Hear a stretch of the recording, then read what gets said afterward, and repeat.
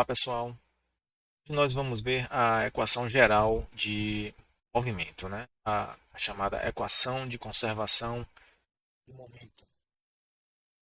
Nesse caso, pessoal, a propriedade observada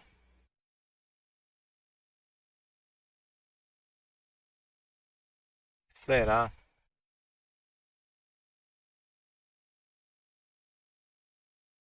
P igual a m, né? P é a quantidade de movimento. Quantidade de movimento é um vetor definido com o produto da massa pela velocidade do corpo do objeto, tá? Então, a propriedade intensiva, aquela equação geral de conservação que nós deduzimos através do teorema de transporte de Reynolds, ok?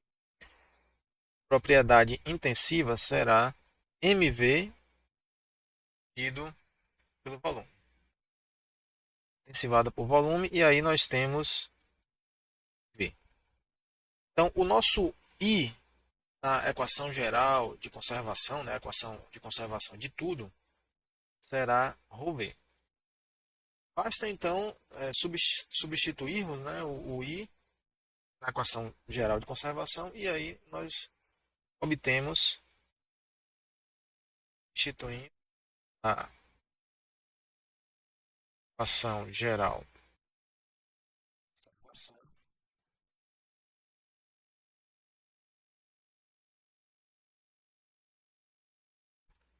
nós vamos ficar com d dt mais divergente de ρ pv igual a força resultante, de volume. Tranquilo? Vou chamar aqui de, será caso eu precise.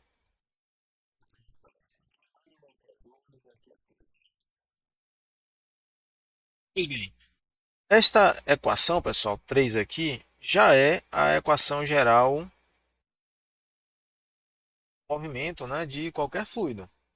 Ela já é uma equação de movimento, certo? E a força aqui, nessa força de campo colocada aqui, incluirá a força gravitacional, força de campo usual nos processos químicos, mas é possível incluir quaisquer outras forças de campo, inclusive forças elétricas e forças magnéticas, certo? Não é comum, né, no contexto da engenharia de processos químicos, nós termos esses efeitos, né, magnéticos e elétricos no movimento de fluidos. Mas em situações específicas pode acontecer. No caso de nós termos por exemplo, um sistema particulado e essas partículas atritarem com as paredes de um tubo, pode haver carga magnética nessas paredes e essa formação de carga elétrica vai alterar o movimento das partículas. Tá? Não é exatamente um fluido, né? Fluido contínuo, porém, um sistema particulado, ó, tá? Quando ele escoa, ele pode ser tratado como se fosse um fluido imaginário, vamos dizer assim, um pseudofluido, né? Um fluido contínuo. É só um exemplo, tá?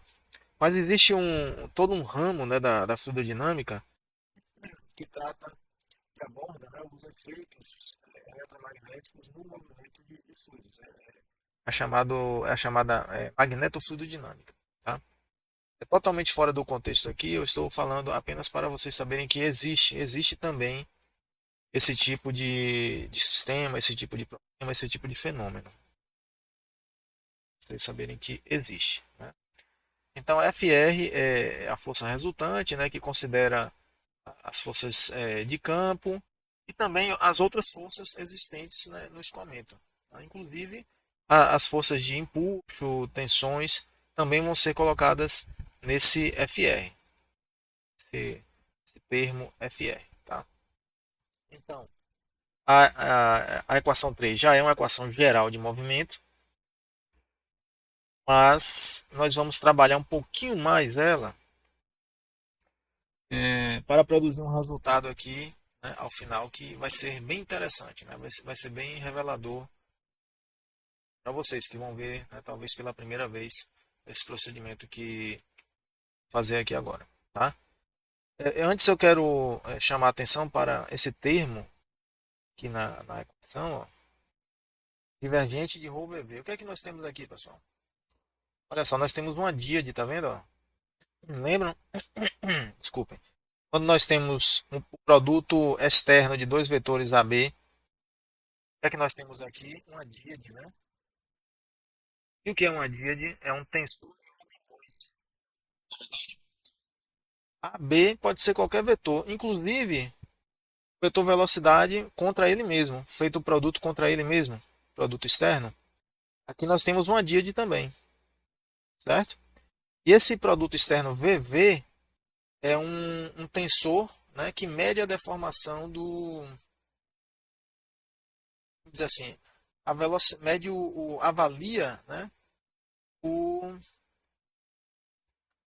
a relação de velocidades pontuais no escoamento, tá? Essa relação de velocidades, tomada o divergente dessa relação de velocidades, né, porque aqui nós vamos ter produtos dos componentes de velocidade, tá? Nós vamos ter Vx, Vx, Vx, Vy, Vx, Vz, Vy, Vx, Vy, Vy, Vy, Vz, e na última linha vai ser Vz, Vx, Vz, Vy e Vz, Vz, tá? Então nós tem, esse aqui vai ser igual a uma matriz com 9 posições. Em cada posição dessa nós teremos produtos de componentes da velocidade. E aí, ó, quando a gente toma o divergente, ó, lembrem lá das relações tensoriais da lição, a lição retrasada, né?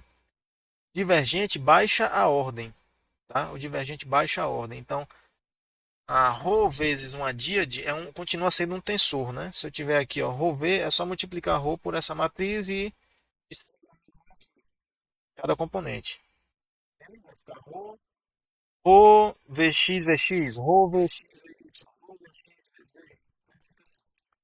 Aí quando nós tomamos o divergente aqui, ó, baixa a ordem. E a ordem vai cair de ordem 2 para a ordem 1, tá vendo? Então esse termo aqui, ó, ele tem ordem 1, tá? Agora vamos analisar esse termo aqui. Qual é a ordem desse termo? A derivada de ρv, né? Escalar vezes a velocidade. Velocidade é um vetor, então tem ordem 1. Na verdade, escalar vezes um vetor não muda a ordem. E a derivada temporal também não muda a ordem. Então aqui nós temos ordem 1 também. E a força resultante? Força resultante é um vetor também, ordem 1. Então você vê que essa equação 3 ela está toda certinha em termos de ordem, né? E também em termos de dimensão. Por que em termos de dimensão? Porque aqui nós temos um vetor que é 3 por 1. Aqui também vai dar um vetor que é 3 por 1, porque nós temos as coordenadas x, y, z. E aqui também será um vetor força, 3 por 1. Olha só. Então a equação ela também está consistente com relação à dimensão, né?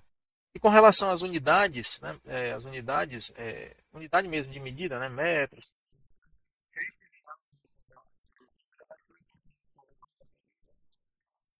Portanto, pessoal, a equação 3 não é um modelo, ela é um modelo fluidodinâmico, ela descreve o movimento fluidos no geral, de qualquer fluido, inclusive fluidos não newtonianos. Basta a gente escrever o vetor de força resultante considerando a reologia do fluido não newtoniano. Tá? E esse modelo ele tem consistência,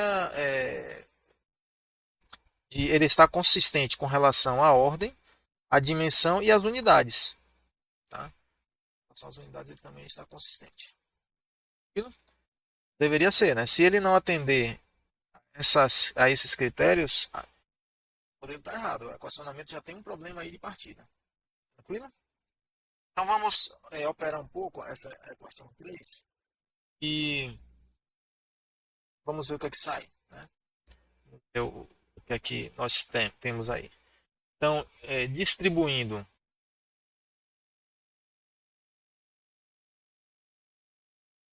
os operadores diferenciais,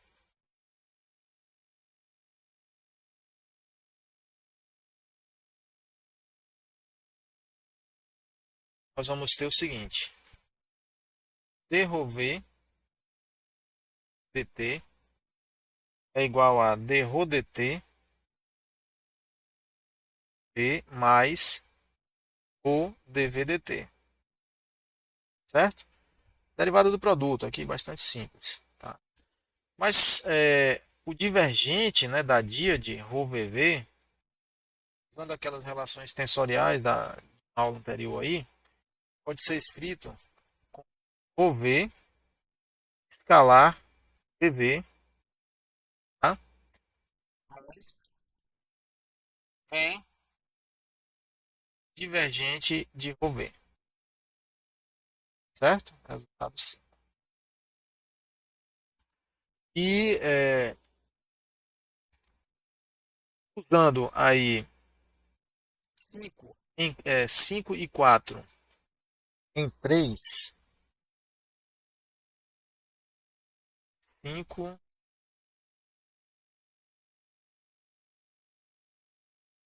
isso mesmo, 5 e 4 em 3 lá em cima, nós temos que P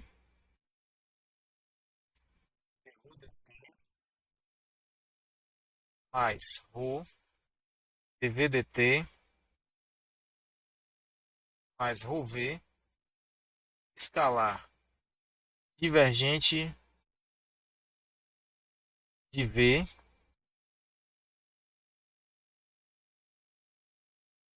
ou V escalar gradiente de V. Aliás, até aqui eu troquei, viu, pessoal? Aqui, ó, vou corrigir aqui. Aqui é gradiente de V, tá? Gradiente de V. O V escalar gradiente de V e aqui é mais V vezes divergente de ρV. Agora tá certo. Então aqui nós temos gradiente de V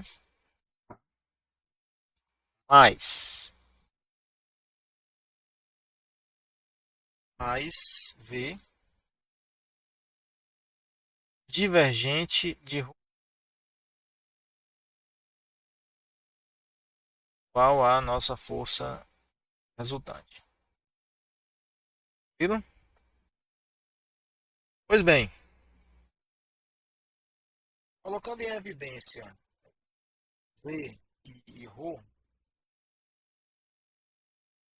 potenciando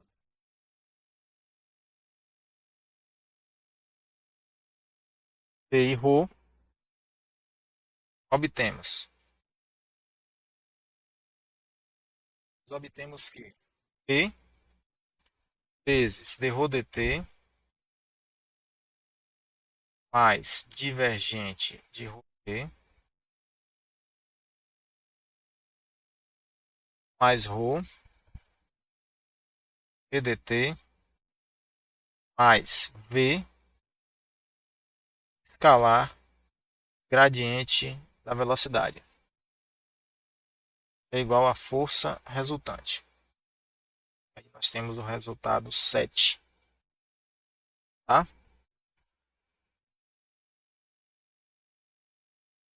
Agora vamos focar nossa atenção neste termo aqui, ó, que eu vou chamar de termo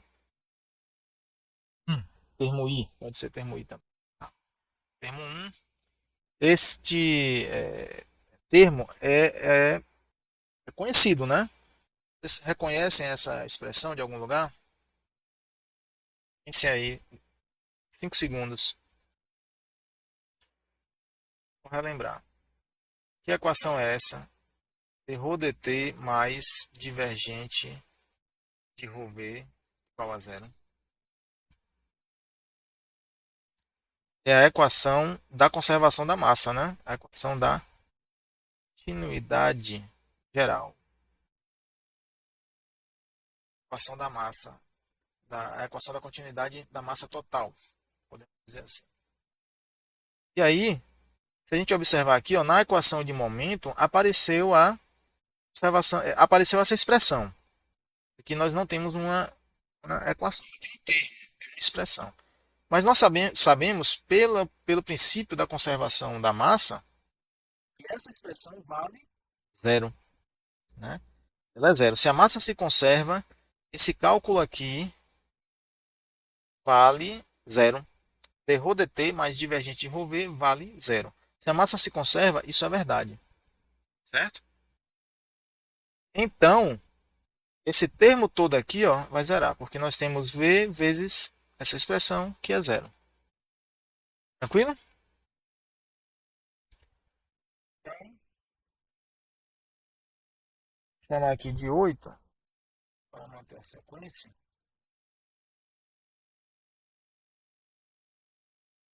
De 8, 7 tornas. Então, a equação de quantidade de movimento vai ficar O dv dt mais V escalar gradiente de V igual a FR. O resultado não. Certo? E aí eu quero relembrar, pessoal, uma definição antiga aí de mecânica dos fluidos, né, onde a gente aprende que é a derivada substantiva. A definição de derivada substantiva temos. Tá? Derivada substantiva tem vários nomes, né? Derivada material, derivada móvel, derivada com movimento. Só esses mesmo. Derivada substancial também é outro nome que a gente encontra na literatura, nos livros. E a derivada substantiva é um operador diferencial, é definido assim, ó. Esse D maiúsculo, ddt, maiúsculo, né? É igual a ddt parcial mais V escalar gradiente. Esse é um operador diferencial, derivada substantiva, né? E pode ser aplicado em qualquer coisa, né? Qualquer propriedade física. Basta a gente colocar aqui, ó, né? Nesse parêntese, eu coloco aqui qualquer propriedade física, temperatura, velocidade, entalpia, entropia, o que seja, tá? Então, lembrando desse operador, a gente pode ver, ó, que este termo aqui, ó, é justamente a derivada substantiva. Olha só. Derivada substantiva de quem? Da velocidade, tá vendo? Porque é o vetor que está aqui, ó, se tomando a derivada temporal, e é o vetor que está aqui, recebendo aí a aplicação do gradiente. Tá? Então, usando a definição, né, 10, usando a definição 10, a equação 9 torna-se o seguinte: o dv dt substantivo igual a FR. Ok? Então, olha só, nós fizemos algumas operações ali, né, tensoriais, e é, rearranjamos, né, fizemos alguma álgebra também e chegamos nesse resultado. Olha só, pessoal, o que é esse resultado? Vamos analisar esse resultado aqui. Primeira coisa, esse resultado 11 é totalmente equivalente, na verdade, é a mesma coisa desta equação 3. Tranquilo? Tá? A mesma informação, as mesmas hipóteses, as mesmas premissas que estão aqui embutidas, as mesmas leis físicas que estão aqui embutidas na equação 3 estão na equação 11. Afinal de contas, nós não assumimos nenhuma hipótese simplificadora desse procedimento. Foi pura manipulação, né? Algébrica e diferencial. Tranquilo? Agora, olha só. Aqui nós temos massa por volume. Aqui nós temos... O que é isso aqui, dv dt? Derivada da velocidade em relação ao tempo é o que, pessoal? Aceleração, não é? Olha só. E aqui, ó, nós temos força resultante, olha só,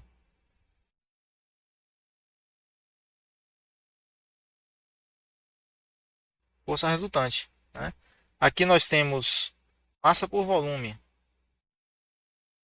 né? Massa por volume, olha só. Eu vou escrever uma outra equação aqui, bem aqui do lado, e pensem aí o que vocês acham, né? Comparativamente. Massa.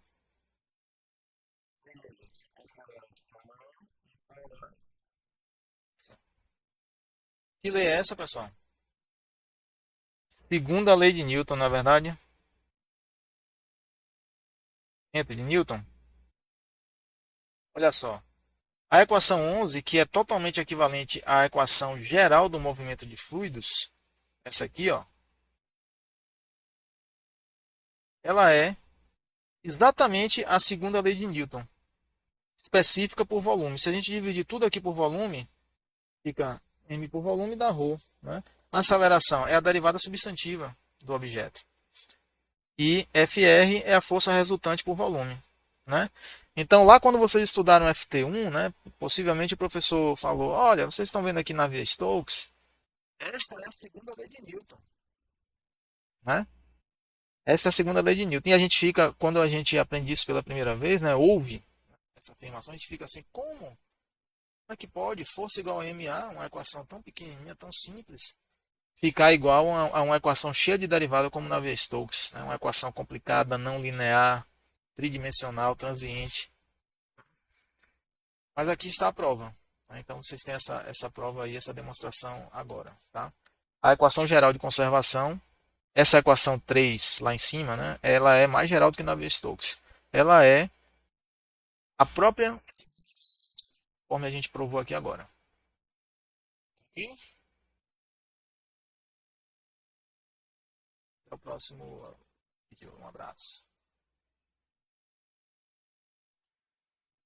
Agora, pessoal, nós vamos partir da equação geral do movimento e deduzir as equações, né, de Navier-Stokes. Quando a gente fala das equações de Navier-Stokes, estamos nos referindo à equação de Navier-Stokes desmembrada para cada componente de velocidade, né, para cada direção, melhor dizendo, direção x, y, z, se for cartesiano, r, θ e z, se for cilíndrico, e r, θ e φ, se estivermos usando o sistema esférico. Nós vamos fazer o procedimento aqui para o sistema cartesiano e os outros sistemas de coordenadas são obtidos simplesmente através da substituição dos operadores diferenciais, gradiente e divergente, escritos no sistema de coordenada desejado.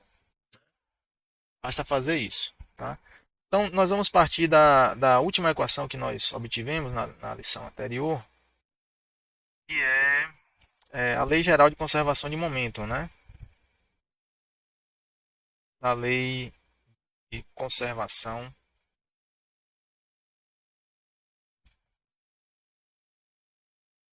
de momento.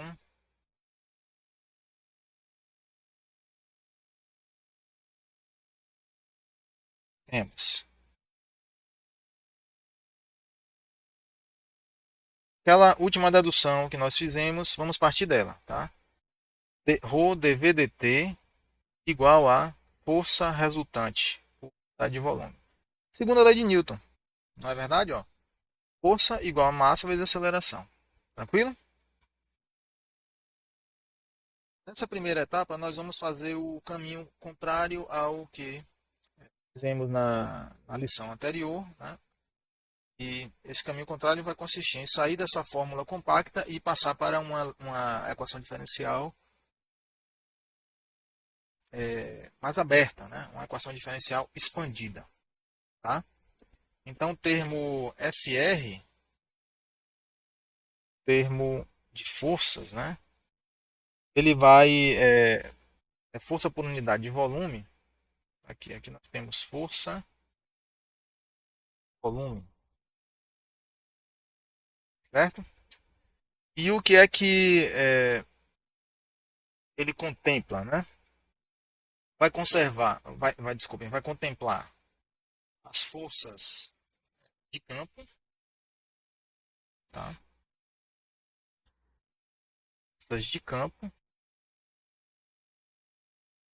Aqui nas forças de campo nós temos gravidade, empuxo, vou botar logo várias aqui. Gravidade, empuxo, forças magnéticas,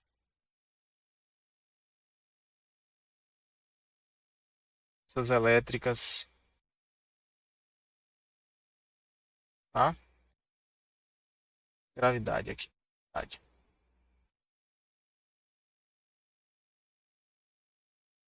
No contexto da engenharia de processos químicos, as mais importantes, as mais presentes, né, e frequentes são essas aqui. Magnética e elétrica não são comuns. E também vai contemplar as forças de movimento.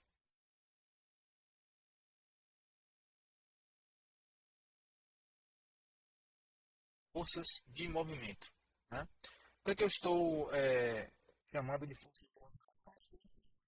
Produzidas pelas tensões normais,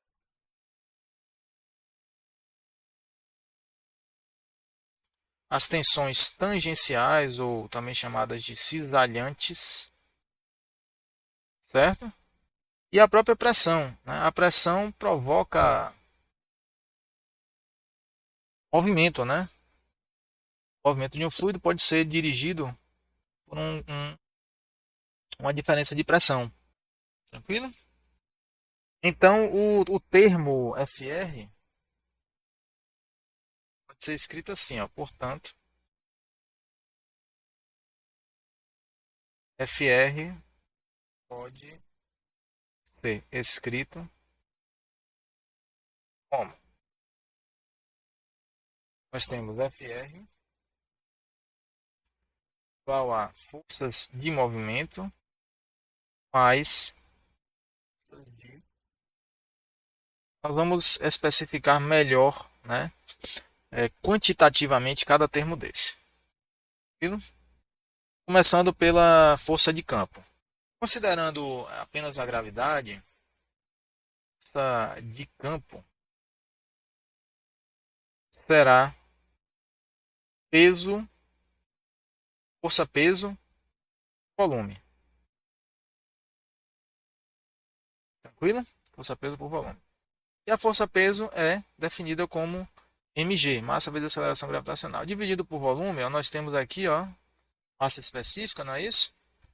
Então, a força de campo é simplesmente ρg. Né? ρg. Tá?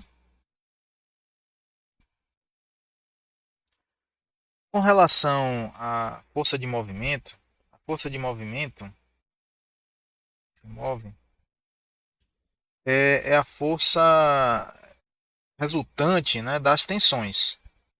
Tá? Aqui, forças resultantes das tensões. Certo? E a tensão, pessoal, a tensão mecânica é fluxo de momentum. Tá? Tensão é fluxo de momentum, ou fluxo de quantidade de movimento. A gente pode ver isso simplesmente fazendo a análise dimensional. Certo? A análise dimensional mostra que a tensão é força sobre área, na verdade, e força é taxa de momentum. Tá? A gente sabe, nós não temos que P igual a mv, na verdade, e pela a segunda lei de Newton, na forma geral, né, é dp dt. Ó. Certo? Força igual a ma é uma particularidade, é uma especificação, uma simplificação de F igual a dp dt. A segunda lei de Newton completa é essa aqui, ela geral é essa aqui. Tá? Mas, se a gente colocar a definição de quantidade de movimento, né, mv aqui, ó, dt, tá vendo? Agora, para a massa constante em relação ao tempo, ou seja, se a massa do objeto não varia, a massa vai sair da derivada e aí nós temos dv dt, né? E dv dt é a aceleração, e aí nós ficamos com ma. Força igual a ma. Então, força igual a ma é um caso particular da segunda lei de Newton, né? Dessa forma geral aqui. Então, veja, aqui nós temos a taxa temporal de momento. Tá? Como tensão é força sobre área, então nós temos fluxo, né, de momentum. Né? Por quê? Porque fluxo é quantidade por área por tempo, não é verdade? É isso? Então, se nós temos dp dt por área,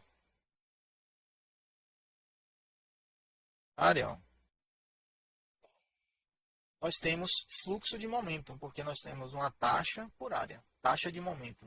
Tá? Tranquilo? Taxa por área. Aí nós temos fluxo. Então, atenção, pessoal, é fluxo de momento. Né? E quando nós desenvolvemos lá a intuição do divergente, né? Desenvolvemos, né, um significado físico para o divergente lá atrás, a gente viu que o divergente do fluxo, tá, é igual à taxa, a taxa temporal. Olha só que interessante. Divergente do fluxo é igual à taxa. Então, vamos colocar agora para a situação atual. Nós temos a tensão, eu vou chamar a tensão de sigma por enquanto. Tá?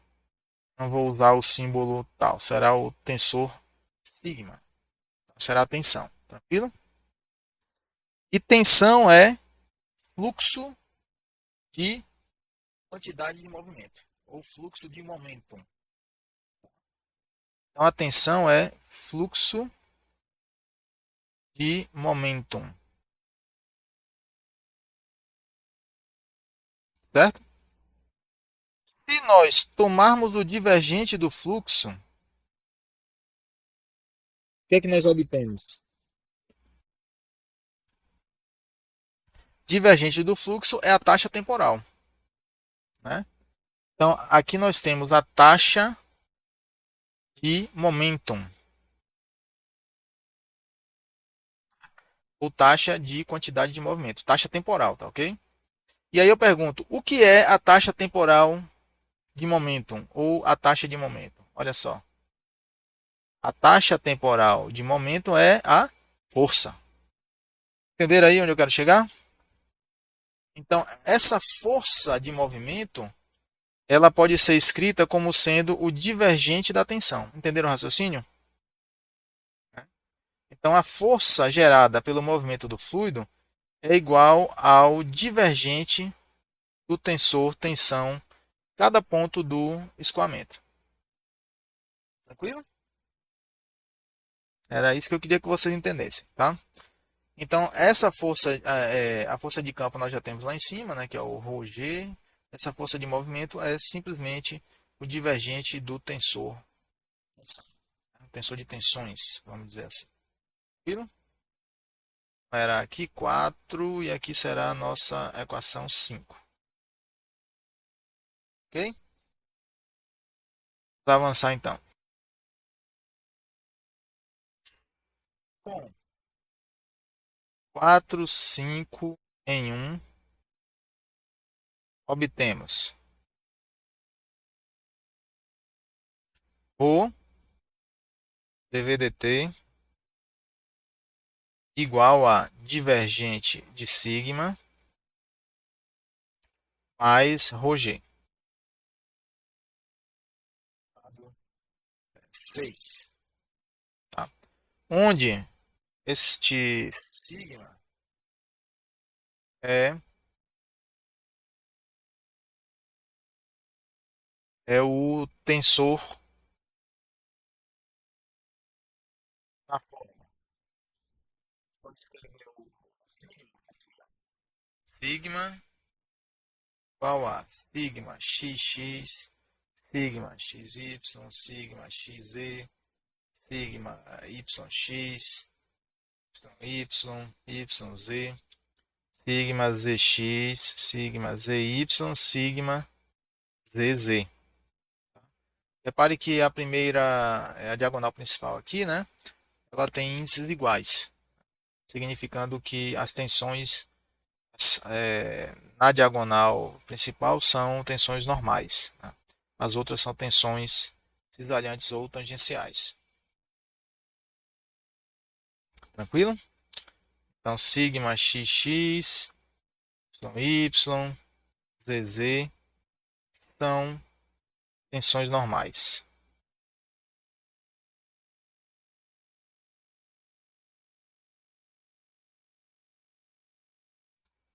Tá? A pressão produz tensões normais.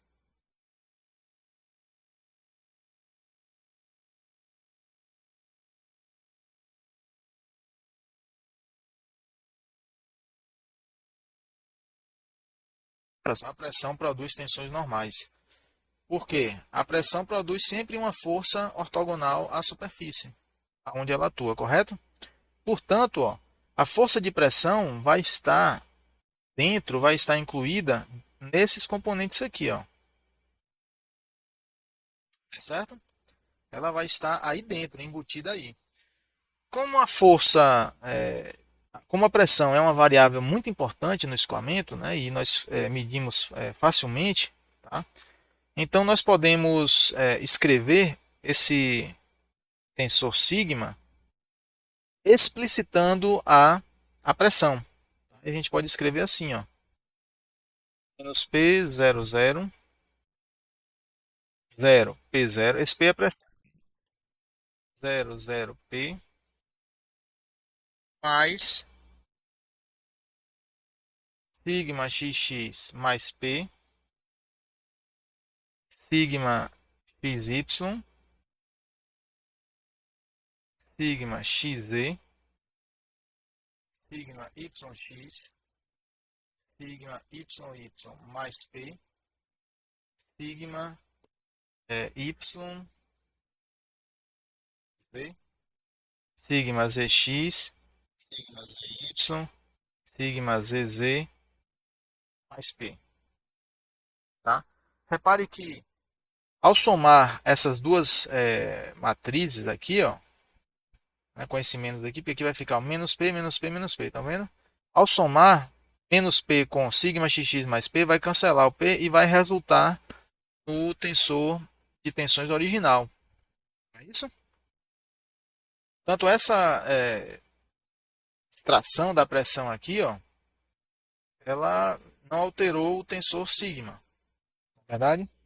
E aí, com esta operação, nós obtemos, né, resultado que pode ser escrito assim, ó, menos P vezes I mais um novo tensor tensão, que é esse tal aqui. Tal. O tensor tal é esse aqui, ó. O tensor tal é este aqui. O PI é esse tensor aqui. E o I é o chamado tensor identidade.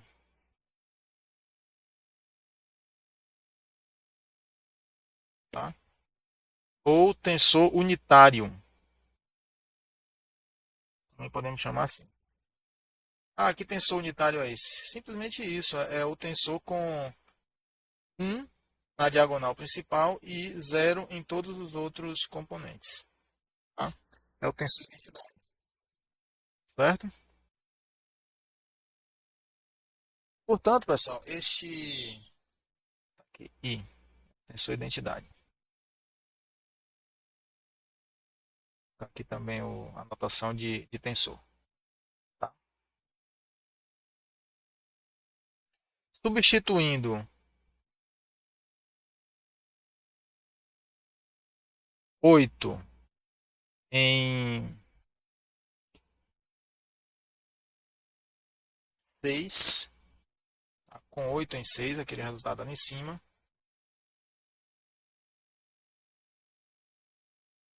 obtemos obtemos o seguinte: Rho dV dt é igual a divergente de menos PI mais tal, que é este novo tensor de tensões, tá? Com a pressão extraída dele, né?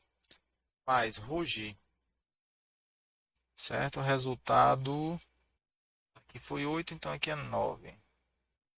Nosso resultado 9 aí, tá?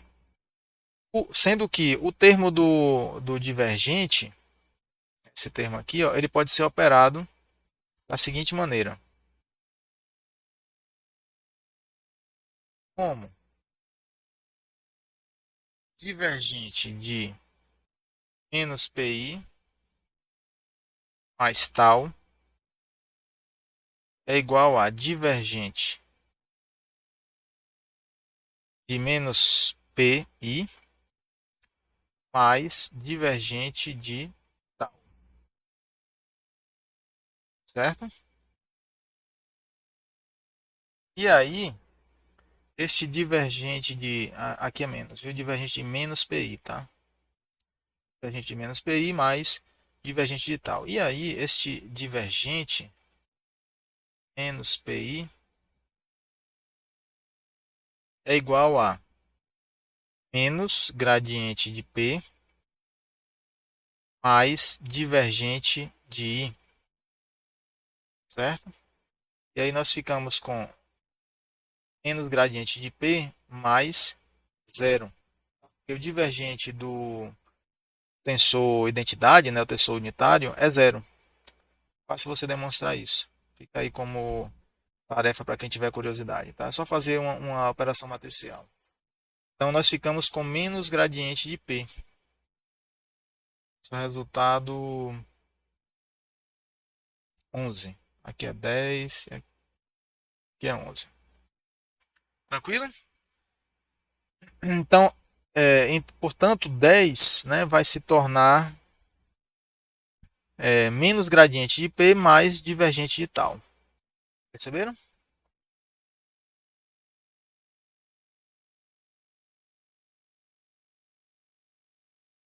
Portanto, com 10 e 11, consegue-se, nós vamos conseguir que a equação do movimento se torna ρ dv dt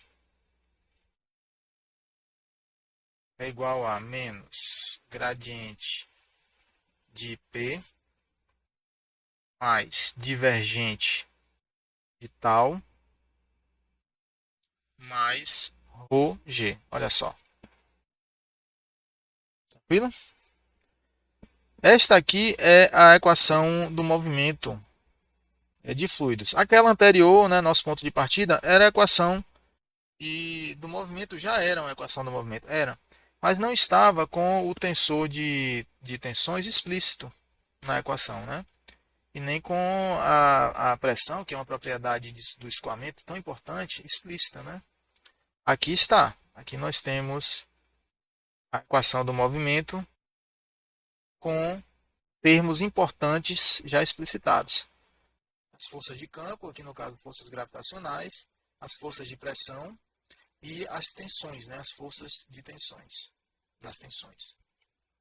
Tranquilo? Esta equação, pessoal, eu vou botar um número aqui para ela, 12, é superior em termos de hierarquia, vamos dizer, a Navier-Stokes. Ela é mais geral até do que Navier-Stokes. Tá? Alguns chamam essa equação aqui de equação de Cauchy. Ela descreve o comportamento de fluidos, de qualquer fluido, né? Fluidos newtonianos e fluidos não newtonianos. Aqui não está especificado ainda, né? Não está particularizado fluido newtoniano. Nós vamos fazer isso agora.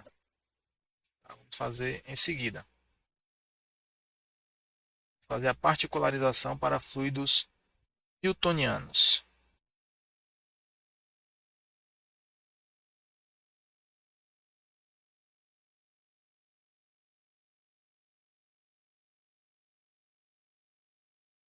Tranquilo? Dos newtonianos. E fluidos newtonianos, pessoal, vale a relação de que a tensão é proporcional ao gradiente de velocidade. Gradiente de velocidade. Ou esse gradiente de velocidade também é chamado de taxa de deformação. Tá, ok?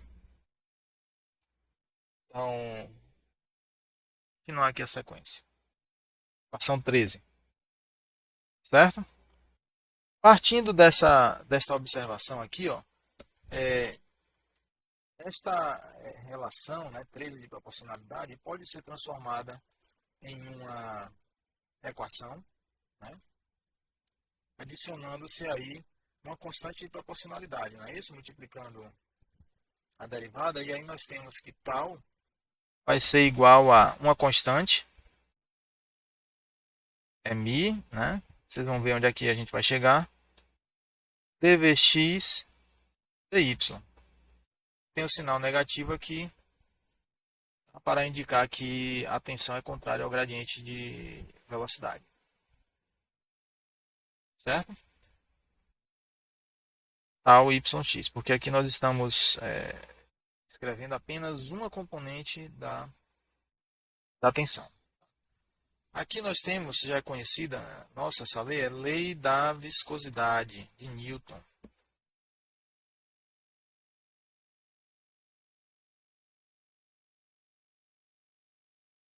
Ok? Lei da viscosidade de Newton.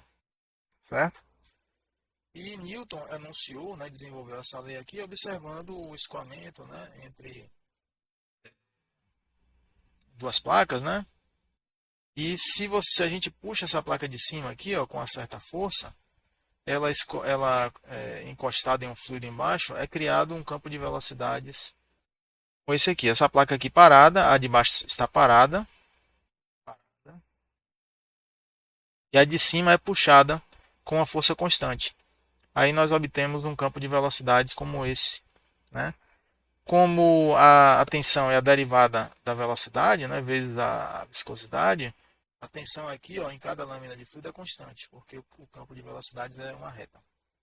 Então, nesse experimento, pode-se determinar esta lei, né, a lei da viscosidade de Newton. Portanto, vamos aqui de y, e aqui x nessa direção.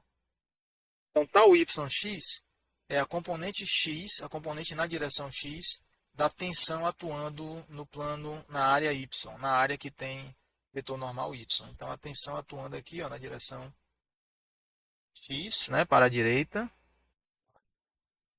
A direção da tensão é para a direita, atuando no plano que tem vetor normal y. Entendeu? A notação é essa aqui, ó. Tal yx. Então, é componente x da tensão, tensão na direção x, atuando no plano que tem normal y. Ok, pessoal? Essa é a leitura. Tá? E aí, partindo desta lei aqui, eu vou chamar de 14. Partindo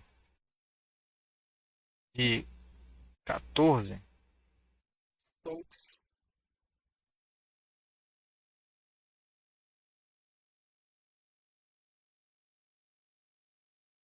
generalizou,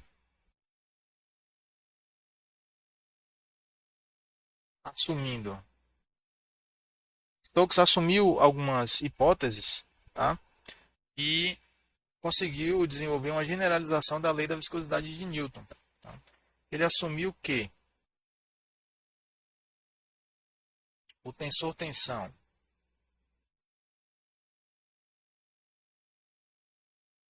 deve ser uma função linear, né, do gradiente de velocidade ou das taxas de deformação. Tá? É função linear da taxa de deformação, foi a hipótese. Taxa de deformação.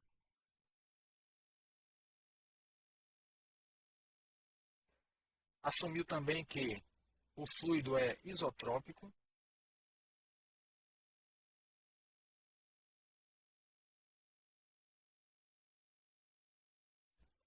isotrópico, tá?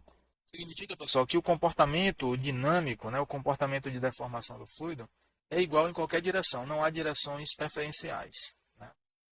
Se comporta do mesmo jeito em qualquer direção, tá? Para um fluido em repouso,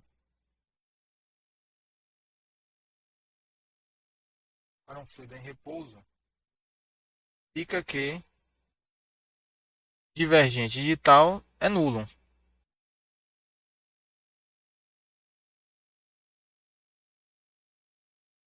certo?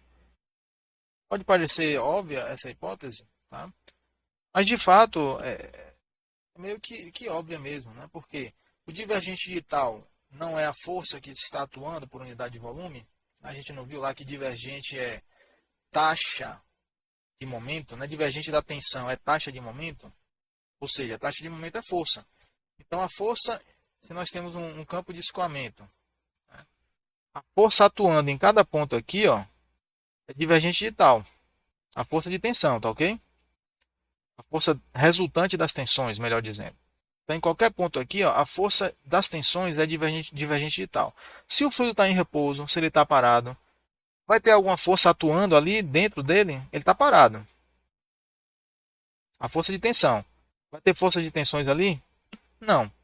Então, deve ser nulo esse divergente de tal. Ele assumiu essas hipóteses, tá? E obteve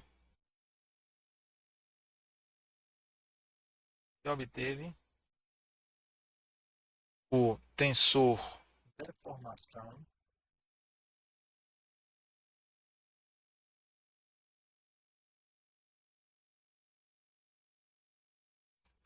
a como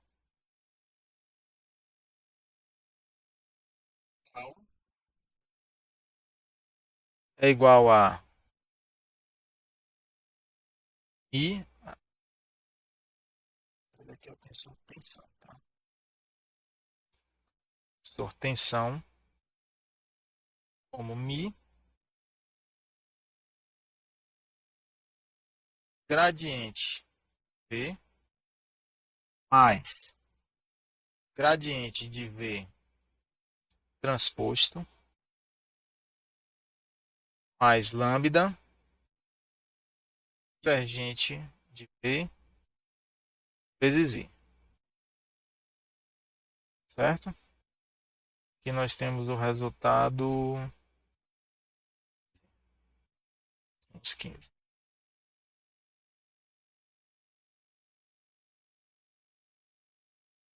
Agora repare, é, veja só, pessoal, daqui, ó, para cá e 14 da lei de Newton para cá, ó, tem 50 anos de distância, tá ok? A lei de Newton para esse desenvolvimento mais geral aqui de Stokes tem são muitos anos é um salto de muitos anos. Tá? E a dedução aqui desse resultado 15, né, foi baseado nas hipóteses que eu listei, mas claro que é um procedimento muito mais longo do que isso, certo? Podemos entender esse resultado 15 como uma generalização da lei da viscosidade de Newton, e é mesmo, né? É uma generalização. Este termo aqui é o transposto do gradiente de velocidade, né? Gradiente de velocidade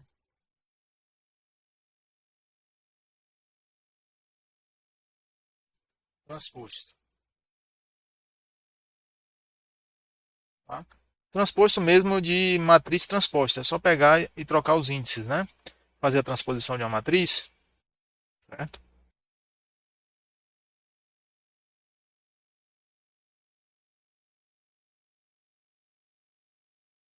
E é a viscosidade dinâmica, né? Ou viscosidade absoluta, já conhecida, né?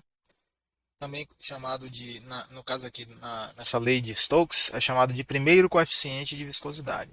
Esse lambda é também considerado uma viscosidade. Para vocês aí, né? Mas existe esse segundo coeficiente de viscosidade. na relação de tensões. Alguns livros até chamam de viscosidade maciça. Tá? E esse lambda é muito difícil de medir experimentalmente, né? Mas por argumentos teóricos ele é tomado com menos 2/3 de μ. Então a gente substitui aqui ó, por menos 2/3 de μ e coloca a μ em evidência a maneira de eliminar esse lambda. Tá? O fato é que este termo, ele muitas vezes ele pode ser desprezado, esse termo aí da viscosidade maciça. Tá? Por quê? Porque se o fluido não é muito compressível, vamos dizer assim, este termo ele vai ser pequeno, ele vai tender a ser pequeno. Por que ele vai tender a ser pequeno? Em regime permanente, a gente sabe que divergente de ρV é zero, não é verdade? Pela continuidade, pessoal. E se ρ é constante, o que acontece? Ele sai aqui ó, do divergente e aí nós ficamos com o divergente de V igual a zero. Tá?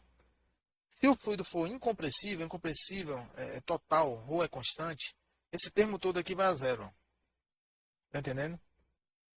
E se o fluido for um pouquinho compressível, né? Se ele no escoamento ele comprime um pouco, esse termo não vai ser zero, exatamente zero, mas vai ser pequeno comparado com esse primeiro termo aqui.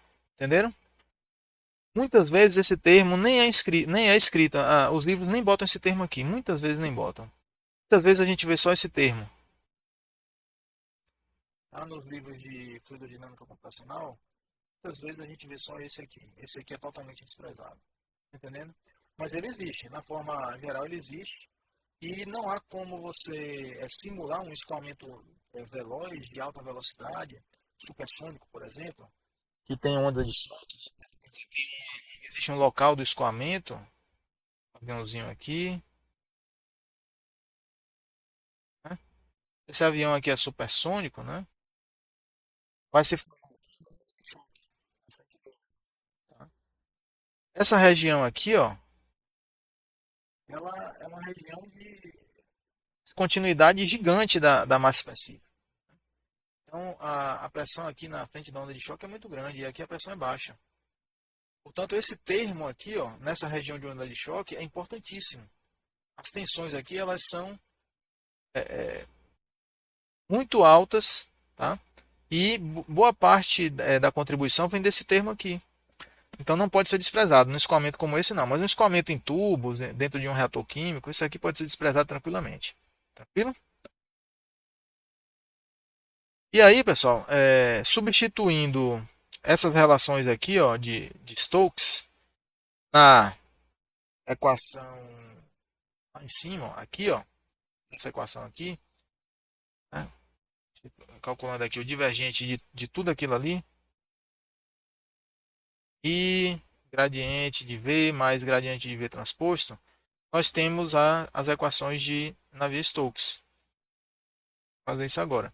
Né? Substituindo 15 em 12,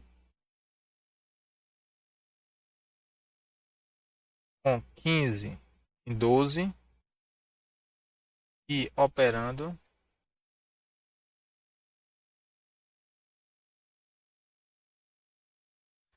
vem que, vem que, tá? Usando para ficar, nós ficarmos com equações menores, tá? Eu não vou escrever o vetor velocidade Vx, Vy, Vz. Eu vou escrever assim, ó, o VW, simplesmente isso. Né? Então, U é Vx, V é Vy e W é Vz. Tranquilo? Só para não ficar escrevendo os índices, é uma notação até bastante comum essa, né, de UVW. Tá? Então, para a direção x, pessoal, direção x, ó, nós vamos ter ρ du dt mais du dx, aqui é a derivada substantiva, p du dy mais du dz. igual a menos dp dx mais d dx de 2000 du dx mais lambda divergente de v mais,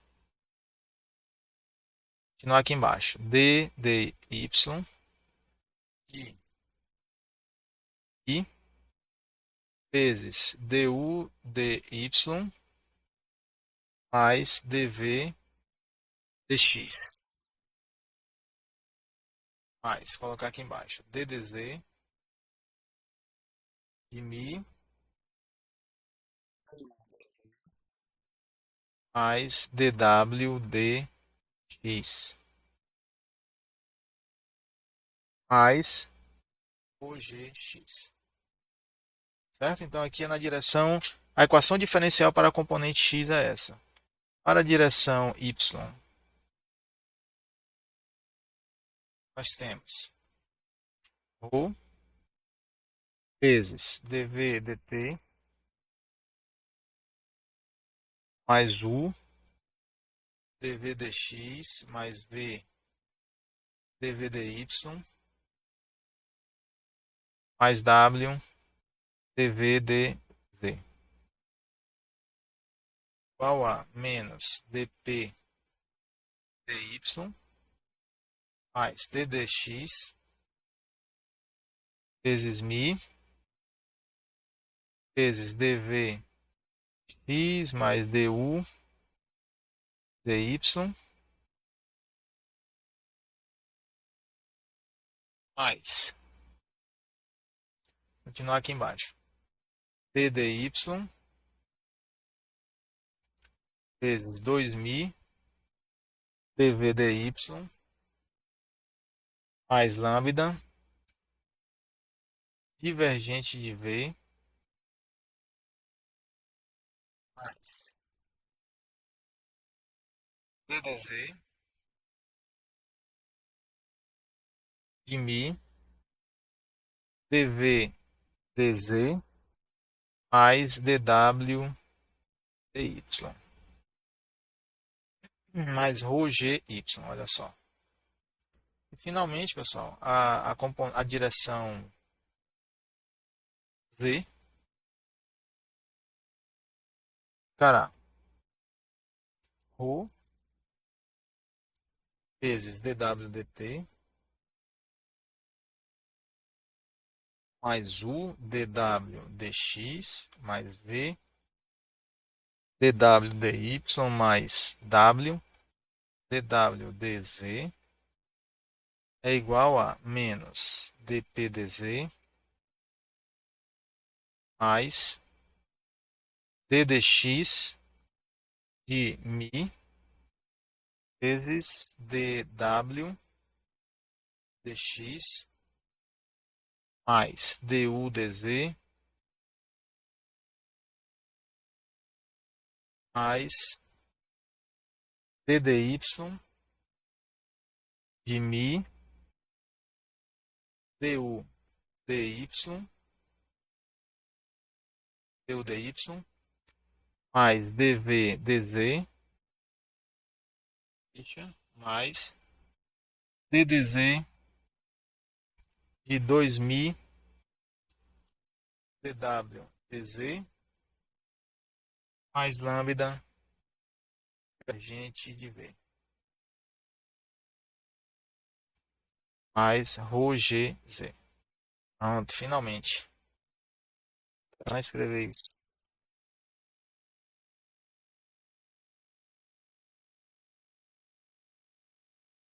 Então reparem, pessoal, que aqui ó, nós temos as equações de Navier-Stokes em cada uma das componentes x, y, z, em cada uma das direções x, y, z. Tranquilo? Todas essas equações, né, são três equações diferenciais, né, uma para cada direção, são amarradas entre si, né?